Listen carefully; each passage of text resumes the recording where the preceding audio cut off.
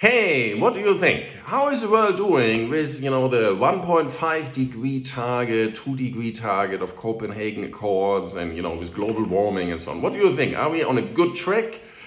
Not so good, mediocre, or not at all? Well, do you want to know the shocking truth?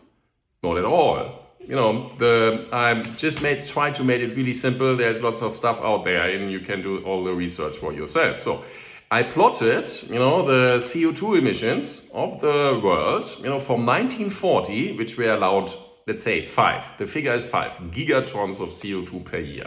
So we have here, this is the scale, goes from 0 to 40.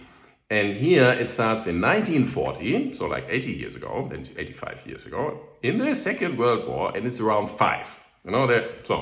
And then the whole thing is creeping up. So here in the 80s is around 20. And then, after the 80s, we have even more globalization and so on and so on. And so this whole thing goes, it's not completely linear, but it's looks like very much linear, if you plot this. So it's going up all the time. So, and then there's COVID crisis. And actually something happens in COVID. It goes down, it's like going down really briefly here, really briefly.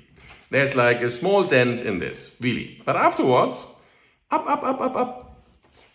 So, right now, all the carbon dioxide into the air is more than 40, it's 41 point something in 2024.